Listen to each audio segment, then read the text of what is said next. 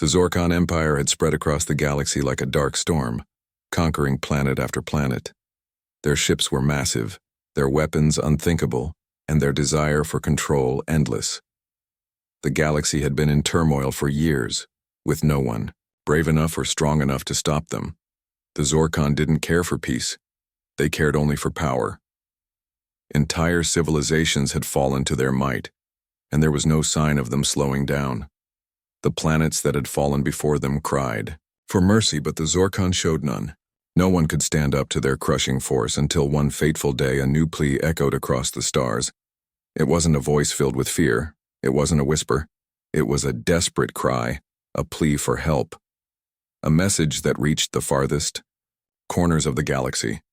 The message was sent to every advanced species that could receive it, but there was one world that stood out among them all. Earth.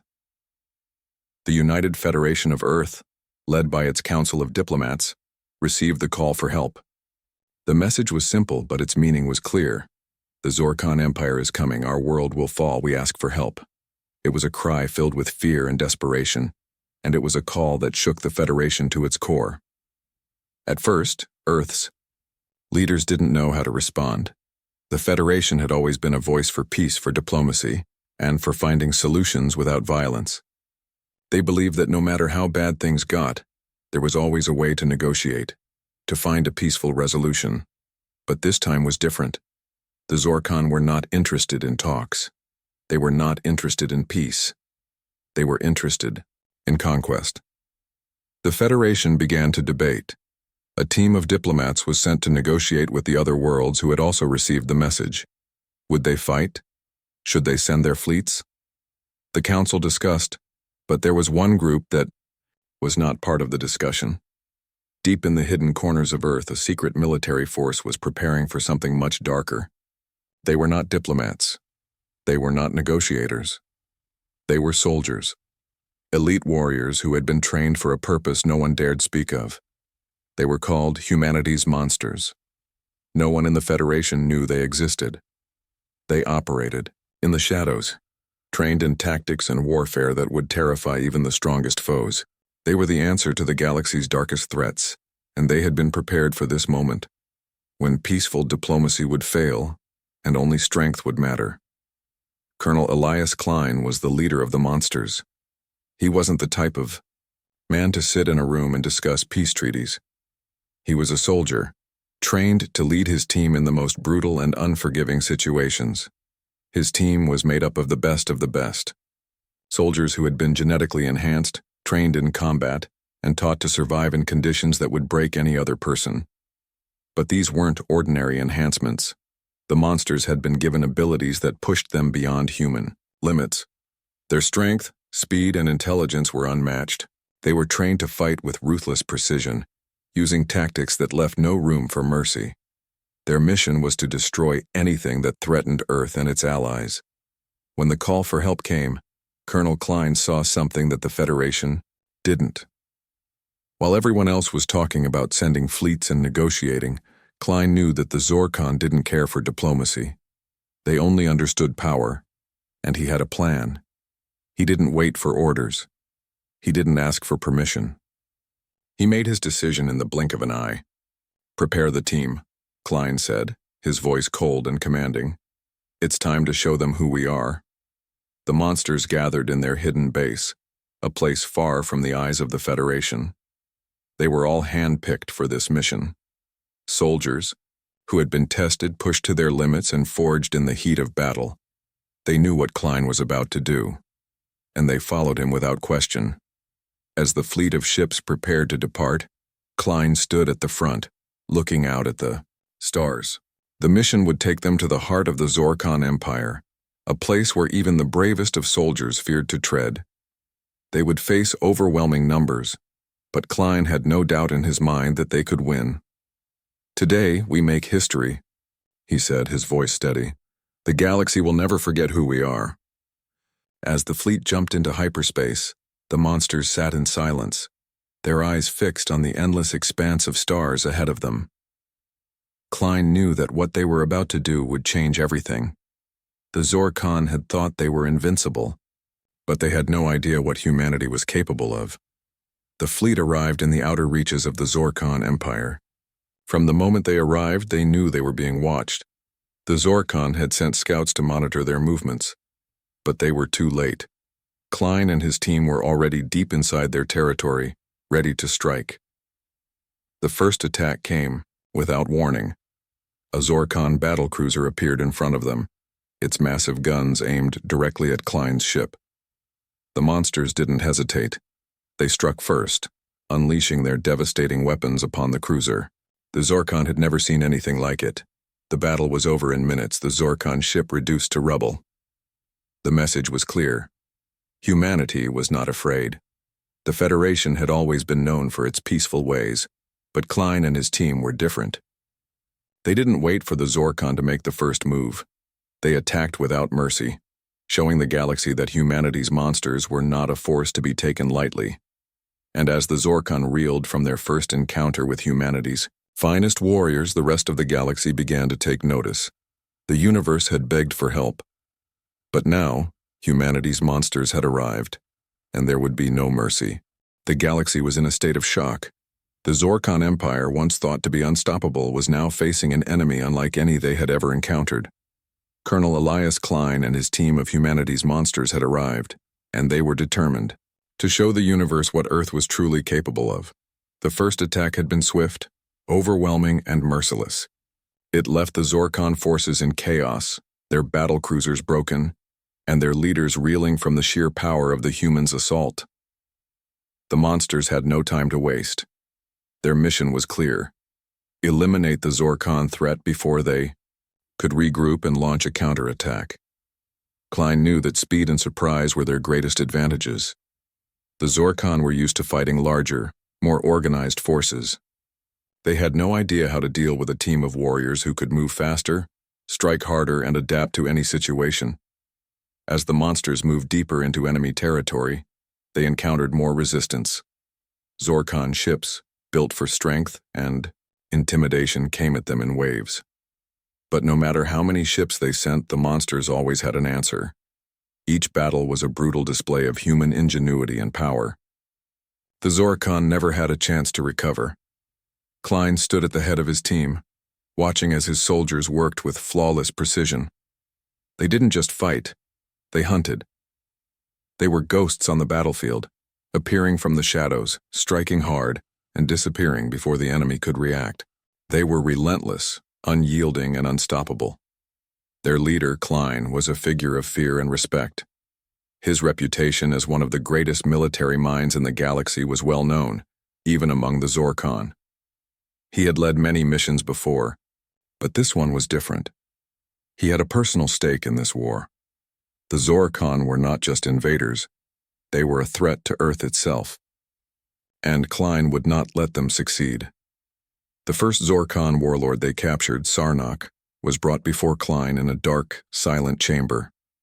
The alien was massive, its skin covered in scales and armor-like plating. It looked like a creature forged for war, a being of immense strength and brutality. But in the presence of Klein, Sarnok was nothing more than a broken animal. "Tell your people to stop." Klein's voice was cold and calm. "Tell them to leave the galaxy, or I will show them what humanity is capable of."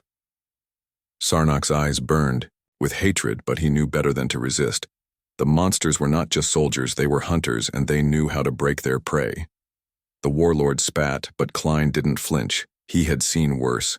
"You think you can defeat us? We are the Zorkon. We will destroy your people, human," Sarnok hissed. Klein leaned forward, his expression unchanging. "You should have begged for mercy when you had the chance."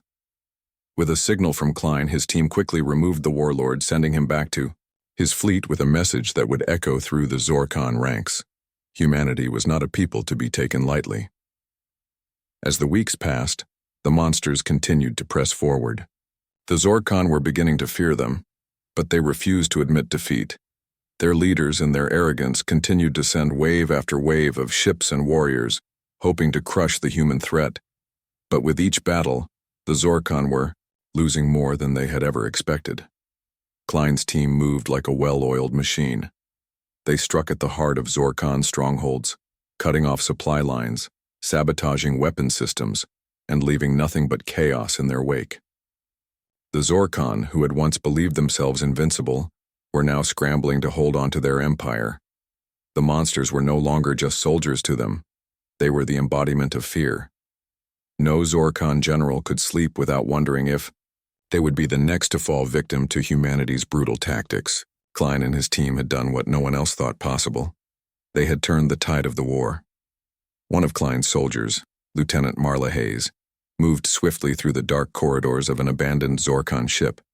She was on a mission to disable a communication relay that would give the Zorkon the ability to call for reinforcements from other sectors of the galaxy.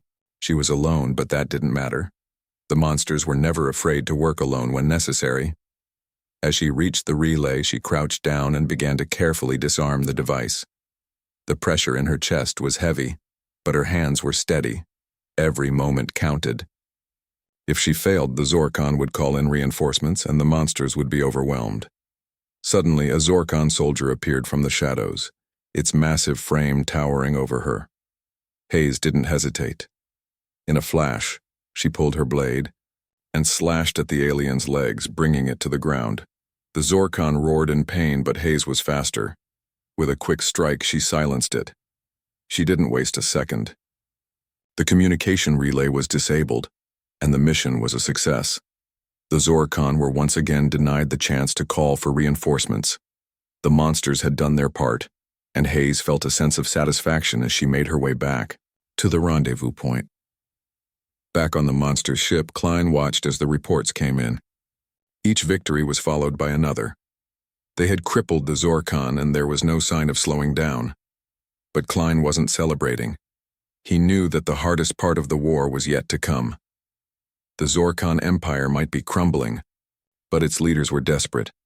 They would stop at nothing to defend their power. "They're running out of options," Klein said to his second-in-command, Sergeant Jack Reynolds. "But don't let that fool you. They're cornered animals now, and that's when they're most dangerous." Reynolds nodded, understanding the danger. "We'll be ready, sir. We won't let them take us by surprise." Klein turned back to the stars, his eyes hardening with determination. "We end this now. We show them that humanity's monsters will not be underestimated." The Zorkon had begged for mercy, but they were about to learn the truth. Mercy was a luxury they would never receive. The Zorkon Empire was on the brink of collapse. The monsters, humanity's brutal warriors, had stormed through their strongholds, leaving nothing but destruction in their wake. What had started as a desperate plea for help had turned into a nightmare for the Zorkon. They had underestimated the humans. Now they were paying the price. Colonel Elias Klein and his team of monsters had become legends. Their reputation had spread across the galaxy faster than anyone could have predicted. The Zorkon, once feared for their advanced technology and endless fleet, were now running in fear. Klein and his soldiers had proven that they were not to be taken lightly.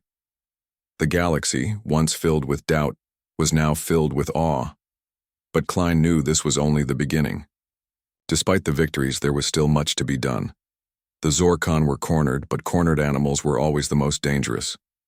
Klein had seen it before. The Zorkon would do whatever it took to defend their empire. And Klein had. No doubt that their last stand would be their most brutal. The monsters moved like shadows through the depths of the Zorkon Empire. Their next target was the Zorkon capital, a sprawling city ship floating among the stars. It was the heart of the Zorkon military, where their leaders, their most feared warriors, and their greatest weapons were housed. The city ship was massive, a fortress in space. It was heavily defended, surrounded by fleets of battle cruisers, each one larger and more powerful than anything the monsters had encountered before. But none of that mattered to Klein. He had faced greater odds before, and he would do it again. "Prepare for the assault," Klein ordered, his voice steady and calm as always. "We strike fast, we strike hard. No one gets left behind." Lieutenant Marla Hayes, one of the monster's most trusted soldiers, nodded in agreement. "Understood, Colonel. We're ready." Hayes had grown used to the silence before battle. It was always like this, quiet, focused. She knew that when the time came, there would be no hesitation. Every soldier on the team had been trained to act without thinking, to strike without mercy.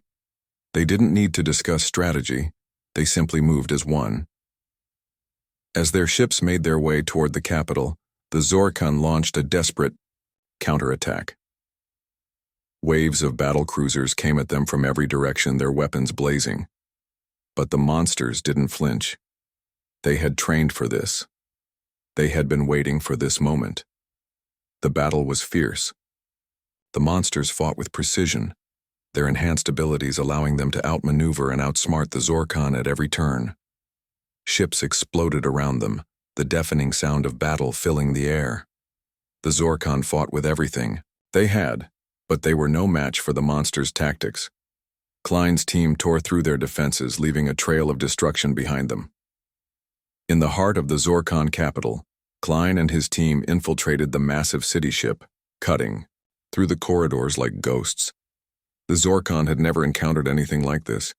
The human warriors moved swiftly, silently, their weapons flashing in the dim light as they took down guards and soldiers with deadly efficiency. There was no mercy, no second chances. The Zorkon had made a grave mistake by underestimating humanity. Klein led the charge, his every move calculated and precise. He had a goal in mind, to capture the Zorkon's supreme leader, Emperor Thalax, and bring an end to the war once and for all. Thalax was the heart of the empire. If they could eliminate him, the rest of the Zorkon forces would collapse. As they moved deeper into the heart of the capital, the monsters encountered more resistance. Zorkon warriors, some of the fiercest soldiers in the galaxy, fought with everything they had. But it wasn't enough. The monsters tore through their lines with ease. Each battle was over almost as soon as it began.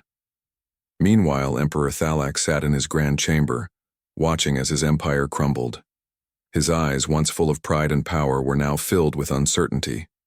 The Zorkon had never known defeat, not like this. They had faced powerful enemies before, but none had fought like the humans. "Where are our reinforcements?" Thalax demanded, slamming his fist on the table. His advisors cowered in fear. "Why aren't they here yet?" "We've lost communication." "My lord," one of the advisors said, trembling. "The relays have been cut. Our fleet is unable to reach us." Thalax gritted his teeth. "This cannot be happening. The humans will pay for this insolence. We will wipe them from the galaxy." But deep down, he knew that his empire was already lost. The monsters had breached the capital, and their forces were closing in on his position. There was no escape. Klein and his team finally reached the Emperor's throne room. The doors opened with a loud hiss, revealing Thalax seated on his throne, surrounded by his most loyal guards. But even they could see the fear in the Emperor's eyes. "Thalax," Klein's voice was calm, yet filled with a deadly intent. "It's over." Thalax stood, his massive frame towering over Klein, but the fear in his eyes was undeniable. "You think you've won?" he sneered. "You're nothing but insects to us. You'll never conquer us. We are the Zorkon." Klein didn't flinch. He took a step forward, his voice unwavering. "The galaxy begged for mercy. You ignored them. You've brought this on yourselves." The Zorkon guards raised their weapons, but before they could react, Klein and his team were upon them. The battle was over in seconds, and the guards were left in pieces, unable to stop the monsters. Thalax backed away, panic creeping into his eyes. "You can't do this. I am the Emperor." "You were," Klein said, his voice cold. "But not anymore." With a single motion, Klein raised his weapon, and Thalax fell to the floor. The reign of the Zorkon Empire had come to an end. As Klein and his team stood over the fallen Emperor, the war seemed to be over. The Zorkon had been defeated, their empire shattered. The monsters had done what no one thought possible. They had turned the tide of war, and they had done it with brutal efficiency. But Klein knew that victory came at a cost. The war might be over, but the consequences of their actions would linger. The galaxy had learned that humanity's monsters were not to be taken lightly. As the team made their way back to their ship, Klein looked out at the stars, the weight of their mission heavy on his shoulders. The Zorkon were gone, but the future of the galaxy was uncertain. One thing was clear. Though humanity had made its mark on the stars, the Zorkon Empire was no more. The defeat of Emperor Thalax had sent shockwaves through their ranks, and the monsters had struck the final blow. The battle for the capital was over, and the Zorkon had lost. The human soldiers stood victorious, their reputation now etched into the very fabric of galactic history. But even in victory there was a lingering sense of unease. Colonel Elias Klein and his team of monsters stood on the ruined battlefield, their eyes scanning the remains of the Zorkon Empire. The capital city was in flames, its once great structures reduced to rubble. The enemy's fleet had been obliterated and their leadership was gone. The war was won, but the aftermath felt like an unfinished story. Klein, however, wasn't one to celebrate. He had seen too much destruction, too much suffering. He knew that the true cost of the war would be felt long after the last enemy fell. "We've done what we came to do," Klein said, his voice low and serious as he addressed his team. "But we need to be prepared. The Zorkon are cornered. They'll do anything to survive." Lieutenant Marla Hayes stood beside him, her face grim. "Do you think they'll try to retaliate, Colonel?" "They have no choice," Klein replied. "The Zorkon have nothing left, but they still have power, and when a cornered animal has no way out, it fights with everything it has. We need to make sure they can never threaten the galaxy again." Meanwhile, across the galaxy, word of the human victory spread like wildfire. The other species who had watched the Zorkons rise in fear now looked to Earth with a mixture of awe and uncertainty. The monsters had been the saviors of many worlds, but their methods were harsh, unforgiving. Some saw them as heroes, others as terrifying forces of destruction. The Federation, the organization that had always prided itself on diplomacy and peaceful resolutions, found itself at a crossroads. Humanity's monsters had saved the galaxy, but at what cost? The Federation was now forced to confront the darker side of the humans' victory. Could they allow such brutal warriors to continue their unchecked reign? Or would they have to rein them in to prevent future bloodshed? Back on Earth, Klein and his team were summoned to the Federation's council. The moment they arrived, the room fell silent. The leaders of the galaxy's various species were gathered, their eyes filled with a mixture of curiosity and apprehension. "We are grateful for what you've done," said Ambassador Rana, a representative of the peaceful Vrogi people. "The Zorkon were a threat to all of us, but the way you've dealt with them—" She hesitated, searching for the right words. "It is troubling." Klein stood at the front of the room, his expression unreadable. He had expected this. The Federation had always preached peace, always believed in diplomacy. The Zorkon's brutal tactics had been countered by even harsher methods, but Klein wasn't here to apologize. "We didn't start this war," Klein said firmly. "The Zorkon brought it to us. They attacked peaceful worlds, destroyed entire civilizations. The galaxy begged for help. We responded. We did what needed to be done. But at what cost?" Ambassador Rana pressed. "Your methods—" "My methods saved lives," Klein interrupted. "The Zorkon would have kept killing until they were stopped. If we didn't take them down, someone else would have, but they would have done it in their own way. The galaxy needed a solution, and we gave it to them. Humanity's monsters." A representative from the Drakkar system spoke up, his voice full of suspicion. "Your name precedes you. Your reputation is one of fear, not hope. The galaxy is still trying to recover from the devastation your forces left in their wake." Klein looked out at the assembled leaders, his gaze cold and unwavering. "You're right, we're not heroes, we're soldiers, we fight for survival. And if you want peace, you need warriors who know how to protect it. The Zorkon never understood that." "We do." The room was filled with murmurs as the Federation leaders exchanged glances. Some were impressed by Klein's words, while others remained unconvinced. Ambassador Rana turned back to Klein. "You speak of protection, but what happens if another enemy arises? What happens when the Zorkon are gone, and there's nothing left to fight for?" Klein's eyes hardened. We'll be ready. If the galaxy needs us, we'll answer the call. But we won't let anyone tear it apart again. Not like the Zorkon did. Elsewhere, far from the political debates, a new threat began to stir. The fall of the Zorkon had left a power vacuum. The galaxy, always in flux, was beginning to show signs of instability. Without the Zorkon's brutal rule, factions began to rise, each eager to claim their piece of the galaxy. The monsters, the ones who had brought the Empire down, now found themselves in a strange new role, protectors of the galaxy, but also its most feared force. As Klein and his team continued their discussions with the Federation, they could feel the shift in the air. The Zorkon were no longer the greatest threat, but that didn't mean the war was over, and they knew it was only a matter of time before the galaxy would need them again. Back on the front lines, the monsters had already begun to rebuild. They had removed the Zorkon, but now they needed to ensure that nothing like the Zorkon would ever threaten the peaceful worlds again. Klein wasn't sure if he could trust the Federation's promises. He had seen their hesitations. They were not prepared to fight like he was. And when the next threat came, would they be ready? "We've done what we had to," Klein said to his team one evening as they stood on the bridge of their ship. "But the work is far from over. We've shown them what happens when humanity is pushed to the edge. But we've also shown them the cost of ignoring us." Hayes nodded, her eyes hard with determination. "And if they need us again, we'll be ready. We'll do whatever it takes to protect the galaxy." The rest of the team stood in silence, their eyes fixed on the stars outside the ship's window. The galaxy had been saved, but at what price? They knew that peace would never come easily, and the true test of humanity's monsters had only just begun. The victory over the Zorkon Empire had been swift and brutal, but the cost of that victory was still being felt.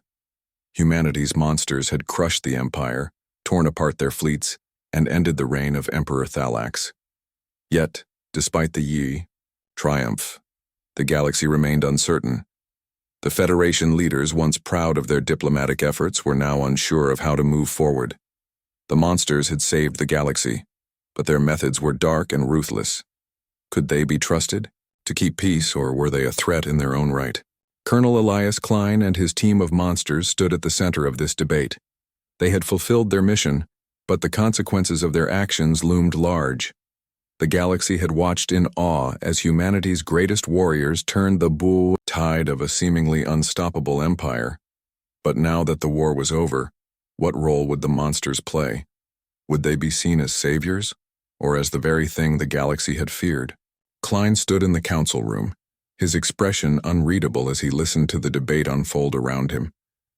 The Federation's leaders were divided. Some argued that the monsters had done what was necessary, that their actions were justified by the circumstances. Others, however, questioned the long-term impact of allowing such brutal tactics to continue. "Colonel Klein," Ambassador Rana began, her voice calm but firm, "we cannot ignore the cost of your methods. The Zorkon were dangerous, yes. But what happens when another enemy arises? Will you be able to control your forces, or will you destroy them as well?" Klein's eyes hardened. He had anticipated this question. He had heard it before. The galaxy had begged for help, and now they wanted to control how that help was given. "We did what had to be done," Klein said, his voice cold. "The Zorkon were a threat to everyone. They would have kept attacking until there was nothing left to save. We stopped them. You asked for help, and we gave it to you. But don't ask me to apologize for saving lives." Ambassador Rahana's expression remained neutral. "We do not ask for apologies, Colonel. But we must consider the future. Your methods are dangerous. What happens when the galaxy is at peace and you still have these monsters at your disposal?" Klein's fists clenched at his sides. He had no patience for these debates. He had seen the cost of war. He had lived through it. And now all these leaders could do was question his team's methods. His team, who had risked everything to save this galaxy. "Peace is a myth," Klein said, his voice low and steady. "The galaxy will never be at peace. There will always be another threat. The Zorkon were just the beginning, and when the next enemy comes, you'll wish you had monsters like us to stop them. There was a long silence in the room. Klein's words hung in the air, a cold truth that no one could deny. The galaxy had been safe for a moment, but peace was never permanent. It was only a brief lull before the next storm arrived. The Federation's leaders exchanged uneasy glances. The room was filled with tension as the realization set in. Klein was right. There would always be another threat. And the only way to stop it might be with the same brutal methods the monsters had used to end the Zorkon Empire. Back on Earth, Klein and his team had received a new mission. The Federation had reluctantly accepted that the monsters would be needed again, but they were given an ultimatum. The team would only be allowed to operate in the most extreme situations, and they would be monitored at all times. The monsters were no longer the secret force they had once been. They were now a necessary evil. Klein gathered his team in the briefing room, the weight of their new role settling on their shoulders. The team had always been a tool of war, used when diplomacy failed. But now they were being asked to stay in the shadows, ready to act at a moment's notice. "This is what we knew would happen," Klein said, his voice steady. "The Federation wants us to be the last line of defense, but they don't trust us. They don't want us to be the ones they call when the next threat arrives. But we will be ready." Lieutenant Marla Hayes looked at Klein, her expression resolute. "We've done what no one else could. We've saved the galaxy. If they don't trust us, that's their problem. We'll keep doing what we do best." Klein nodded. He knew that Hayes was right. The monsters didn't need the Federation's approval. They had already proven their worth, and they would continue to protect the galaxy no matter what. "Stay sharp," Klein said. "We're going to face worse than the Zorkon, and when we do, we'll show them exactly what humanity's monsters are capable of." Weeks passed, and the galaxy began to settle into an uneasy peace. But that peace would not last. Rumors of a new threat began to surface, an enemy unlike any the galaxy had seen before. They were called the Reavers, a mysterious group of pirates and mercenaries who had begun to raid peaceful planets on the Outer Rim. They were organized, ruthless, and well-funded. The Federation had no idea where they came from or who was behind them, but the monsters knew that this new threat could be the beginning of something far worse. The Reavers were not like the Zorkon. They didn't have an empire to protect. They didn't have the arrogance of the Zorkon. They were something far more dangerous, a force that operated outside the law, with no regard for anything except their own profit. The Federation began to send scouts to investigate, but the monsters knew that no one else could deal with the Reavers the way they could. They had learned the hard way that peace was fragile, and that sometimes it took monsters to protect it. Klein's voice echoed in the briefing room once more. "We've been asked to clean up the mess again. The Reavers are moving in. We're going to be the ones who stop them." As Klein's team prepared for their new mission, they knew that they were walking a fine line. The Federation might have accepted their help, but they had not forgotten the fear the monsters inspired. The galaxy was watching, waiting to see if humanity's monsters would remain the saviors of the galaxy, or if they would become something far darker. "Mercy is a myth," Klein muttered under his breath as he looked out at the stars. He knew that when the Reavers were dealt with, the galaxy would ask for peace again. But peace, he knew, would never last, and the monsters would always be there to answer the call. Their attacks were swift and calculated. No one knew who they were, where they came from, or what their ultimate goal was. All the galaxy knew was that they were ruthless. Planets on the outer rim of the galaxy had fallen one by one, their defenses overwhelmed, their people left to wonder why the Federation hadn't stepped in sooner. The Reavers didn't care for politics, they cared only about destruction and profit. Colonel Elias Klein and his team of monsters had been waiting for a moment like this. The Zorkon had been a clear enemy, an empire to be destroyed. But the Reavers were different. They weren't an empire. They were a network of mercenaries and pirates scattered across the galaxy, striking wherever they saw opportunity. "We're not dealing with an army this time," Klein said as he stood before his team. "These aren't soldiers. They're scavengers. But they're clever. and they'll keep attacking until we stop them. Lieutenant Marla Hayes crossed her arms and stared at the map of the galaxy projected in front of them. We've fought empires before, but this is different. The Reavers are everywhere and nowhere at the same time. Klein nodded. Exactly. They don't have a home base, a headquarters. They hide in the shadows, strike when no one expects it, and disappear before anyone can react. They're a cancer and we need to cut them out before they spread. The Federation had attempted to intervene, sending small scout ships and a few peacekeeping forces to the outer rim. But their efforts were ineffective. The Reavers had a network of spies, informants, and operatives that made it almost impossible to track them down. The monsters were the only ones who could take the fight directly to them. For days, Klein and his team traveled to the outer rim, where the Reavers had been most active. Their mission was simple: find the heart of the Reaver operations, neutralize their leaders, and put an end to the raids. It wasn't going to be easy. The Reavers didn't fight like the Zorkon. They weren't about brute strength or overwhelming firepower. They fought with stealth, sabotage, and cunning. They used hit-and-run tactics, and their ability to vanish without a trace made them nearly impossible to catch. But Klein knew his team had the advantage. The monsters were experts in unconventional warfare, skilled in combat tactics that the Reavers couldn't match. They moved quickly, silently, and decisively. Their training had prepared them for this kind of war. A war without rules, without honor, and without mercy. As they arrived at the first target, a small mining colony on the edge of Reaver-controlled space, they immediately went to work. The colony had been attacked just days before, its inhabitants captured or killed. Klein's team arrived to find the place empty, save for the wreckage left behind by the Reavers. "This place is a ghost town," Sergeant Jack Reynolds said as he surveyed the damage. "What are we walking into, Colonel?" Klein glanced around. "A trap, but we'll make them regret it." The team split into pairs, moving through the wrecked buildings, looking for any sign of the Reavers. They knew the danger of being caught off guard, so they moved with purpose and caution. Their mission wasn't just to find the Reavers.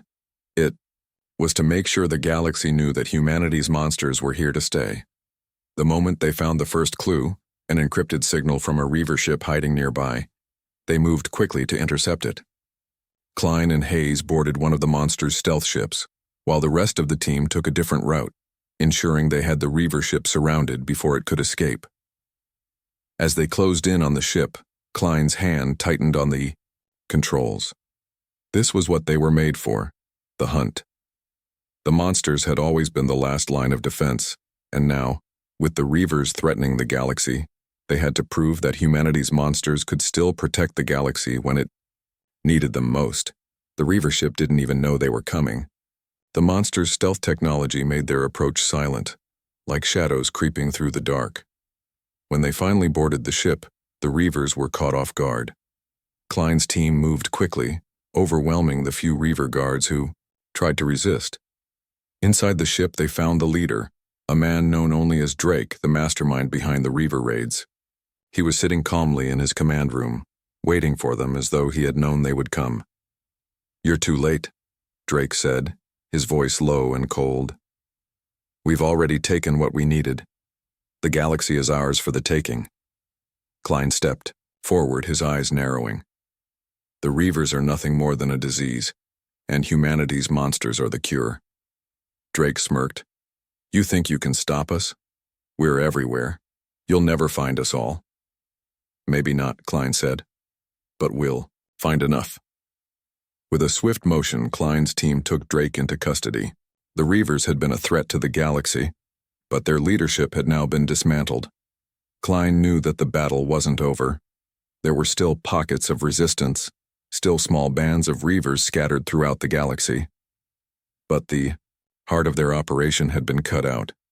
The Federation had never fully understood the monsters. They had feared them, even while relying on them to save the galaxy. But now, as the Reavers were defeated and the galaxy began to heal from the damage they had caused, there was a shift in perception. The monsters were no longer just the shadowy figures of fear. They were seen as protectors, a necessary force. In an unpredictable galaxy, Klein stood on the bridge of his ship looking out at the stars once more. The Reavers had been stopped, but there would always be new threats. The galaxy was never truly at peace, and the monsters would always be needed to guard it. "Do you think they'll ever stop asking us for help?" Hayes asked, her voice soft, as she stood next to him. Klein turned to her, a faint smile on his face. "They'll beg for mercy, but mercy is a myth, and the monsters are the ones who show them what happens when they push too far." As Klein gazed into the vastness of space, he knew that the future would never be easy. The galaxy would continue to face challenges, and the monsters would continue to rise to meet them. Humanity's greatest warriors had proven their worth, time and time again, and as long as the galaxy needed them, they would be there ready to answer the call.